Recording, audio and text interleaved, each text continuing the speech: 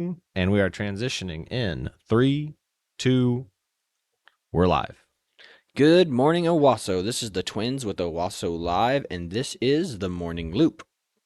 It is currently 8 a.m. like normal.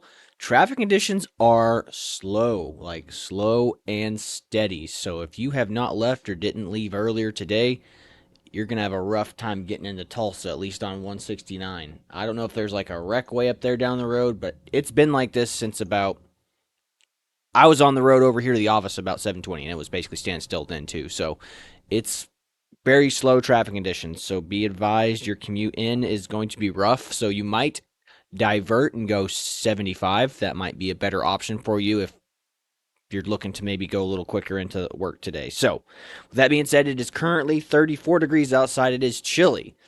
So light jacket weather, but it's going to get up in the 60s, the high of 61 today. So light jacket weather, then strip that thing off because it's going to get warm. With that being said, in local news, what do we got, Chad? What were the upcoming events? Upcoming events as of today, I have, let me pull this back up real quick. Said I have today for the Owasso isms side of things. It's the Girl Scouts on excuse me, on the 7th of this week, and that's from 5:30 to 6:30. Girl Scouts what? It's learn more about the Girl Scouts. So basically how to sign up, what the Girl Scouts do, stuff like that. So if you're interested in getting your daughter signed up for the Girl Scouts, definitely go check that out. That is at the Owasso Library, and that is on 103rd West Broadway Street, Owasso. And that's it from Owassoism side. On the chamber side, today is the Workforce Owasso, and then tomorrow is their monthly chamber meeting. So in Workforce Owasso is, let me see here, it's going to be at Old Central, and that is that's 109th North Birch in Owasso.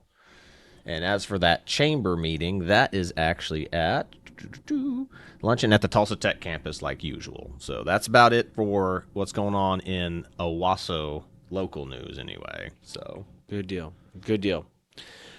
Now, in federal or national news, the we'll just say the federal government has passed a bill or is attempting to pass a bill or legislation to allow the National Guard to actually defend the border. So I don't know how this is going to work, but why aren't the National Guard just already allowed to be weapons free down there? Why aren't they allowed to defend the border, to repel these people away, to send them away, to threaten with force if necessary? That's a question that is kind of crazy. It's like if you don't have borders, you don't have a country. So right now they're just down there basically facilitating, saying, "Hey, come on in." So a lot of stuff doesn't make sense right now, and that's one of them.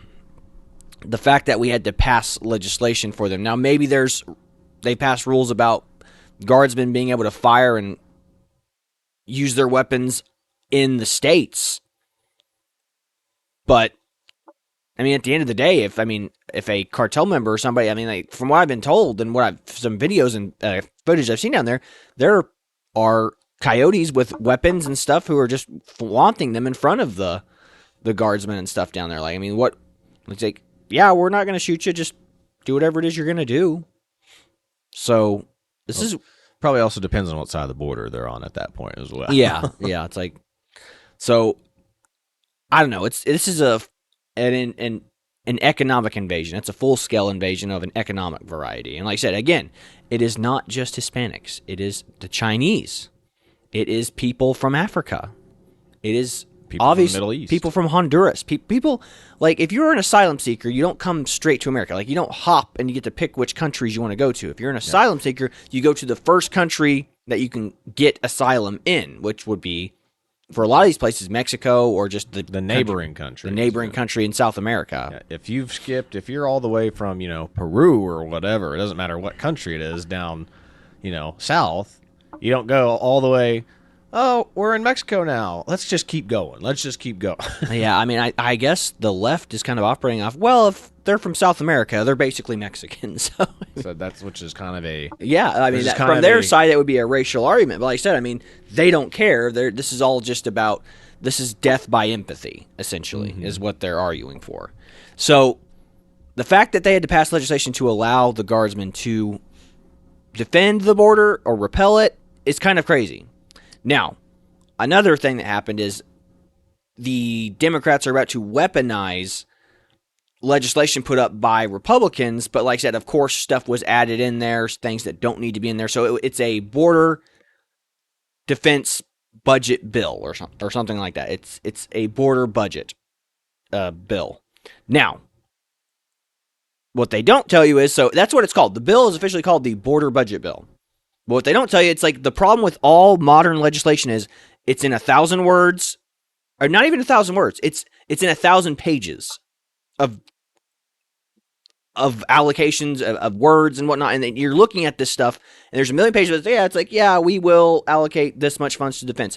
What they didn't tell you, or what's buried deep inside of it, is there's $22 billion additional dollars being sent to Ukraine, and there's like several billion dollars being sent to Israel in this bill. It's like, this is a bill that is designed to was created for the intention of being put into the border, but they've snuck in with these thousands of pages that are on it.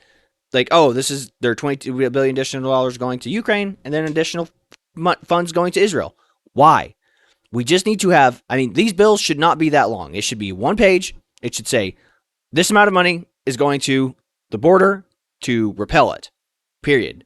The fact that there's a million people writing this thing up, and there's 1,000 pages in it, none of those senators are reading, not senators, none of those congressmen are reading it. Mm-hmm. I mean, who has time to read 1,000? Like, especially when they put it up as quick as they do.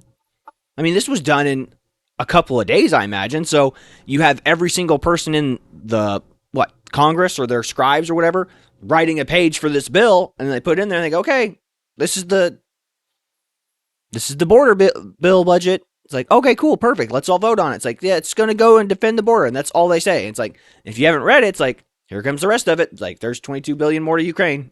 There's $22 billion more to Israel.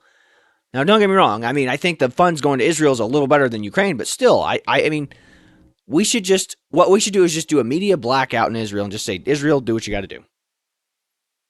And then in Ukraine, just be like, we need to stop funding that stuff and be like, hey, you guys need to figure it out yourselves. Because at this point, like I said, it seems that Russia really has gotten everything that they've really wanted out of Ukraine. At this point, it's just Ukrainians attacking Russians just because they want to. They are the law resistance at this point. So, and the thing is, we're in the Guard, and there's a lot of people in the Guard who have a lot of weapons equipment systems experience. So they go over there and they talk up and they go, yeah, the Ukrainians are blowing them up left and right. But the problem with, I think their perspective is slightly skewed. I mean, obviously they've been over there, they've had boots on the ground, so they've seen stuff that I have not seen.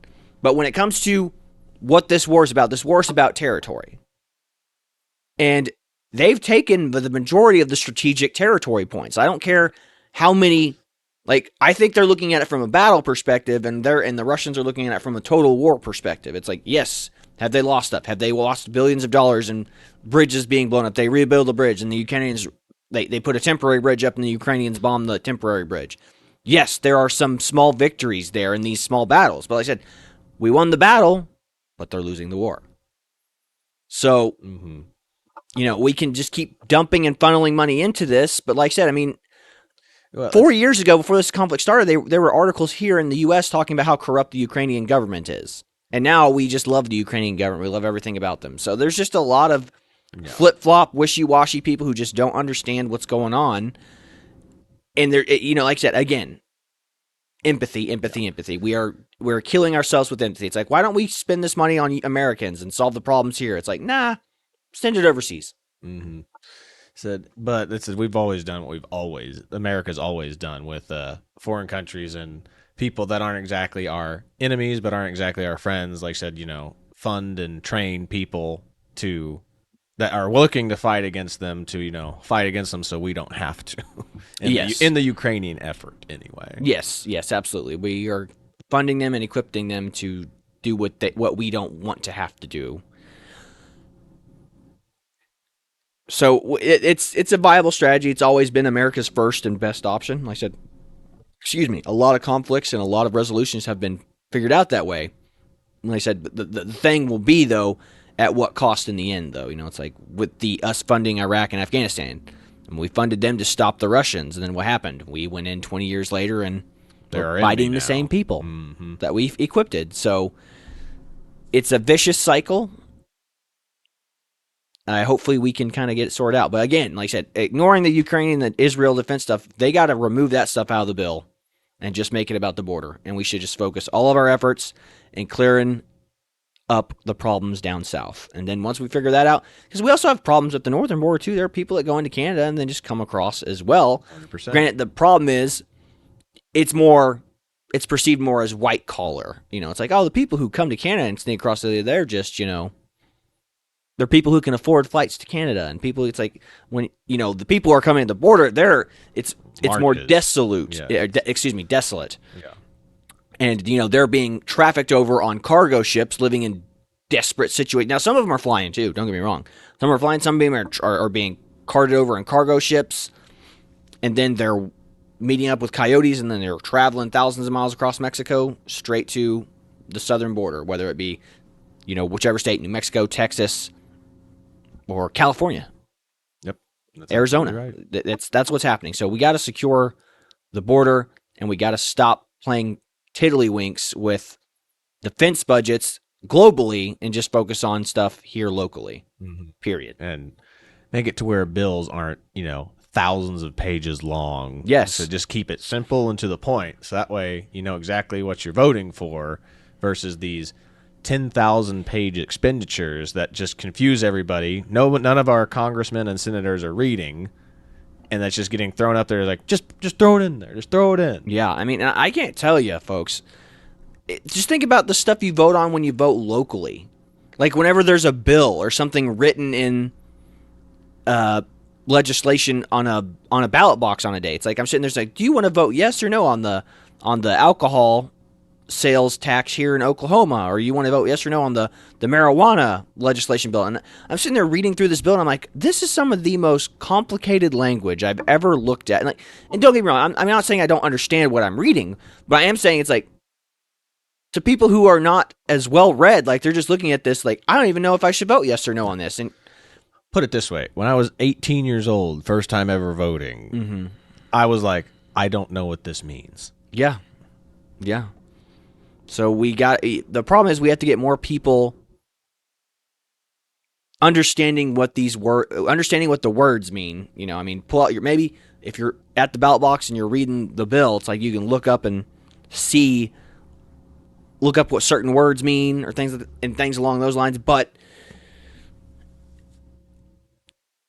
a lot of times that stuff's just thrown in there and you're just sitting there. It's like, I don't even know what I'm voting on. So like I said, and if I don't know what I'm voting on, I'm just going to vote no on it. Well, exactly. And then that brings up the whole point of, like people talking about, kids need to vote. We need to get kids voting young. Like I said, like if you don't know what you're voting on, why on earth would you be encouraging somebody to vote on something? Yeah. Like I said, if you don't know, don't matter what it is, just vote. Just go vote.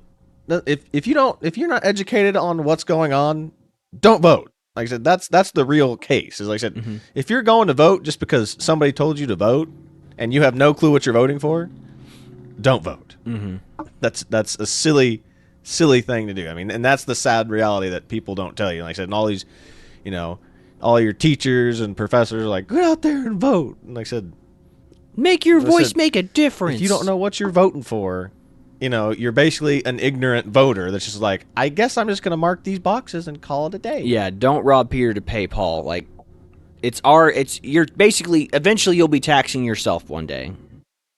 Now, if you're planning on being a worthless, scumbag in society and not contributing and not ever paying taxes, sure, of course you're going to vote more stuff for yourself. But I mean, if you want to be successful and you want to have a good life, and don't vote to tax yourself in the future. Hell, and look at it this way. Don't vote to tax your kids in the future. Don't put yourself in financial strain and tax the future generation. Be like, well, they'll figure it out. They'll have flying cars and, Elon Musk and they'll be living on Mars. We don't have to worry about it now. It's like, yeah, worry about it. It's like they worry about that stuff when it comes to the climate, but they don't worry about it when it comes to like the national debt and what the policies are going to do. And yeah, or like I said, paying off school debt and student loans. Like, just tax the future generation. We'll have free healthcare and free education eventually. It's like, ugh, what are we talking about here, folks? I don't know. Sorry, we went on some random tangents today, but again, the border crisis, that's the primary thing. That's the number one issue people are voting on in the upcoming election, unless some scandal pops up and the media can flop that to their advantage. So that's a very real possibility. So with that being said, we kind of went off on some crazy tangents. There is one other thing we forgot is Tobey Keith actually passed away. Oh, that's right. Yeah, and more bad news. Tobey Keith passed away. Country music star legend Tobey Keith. He lost a battle with stomach cancer. Am I correct? That is correct. So, like I said, he passed away in his. It says he passed away in his home, from stomach cancer in the night, apparently. So I'm not exactly sure. I need to go read more about it, but we have lost a, country music legend. Yeah, absolutely. Well, sorry we couldn't end on a higher note than that, folks. But I hope everyone has a wonderful day. This is the Twins with Owasso Live. We are signing off. God bless y'all.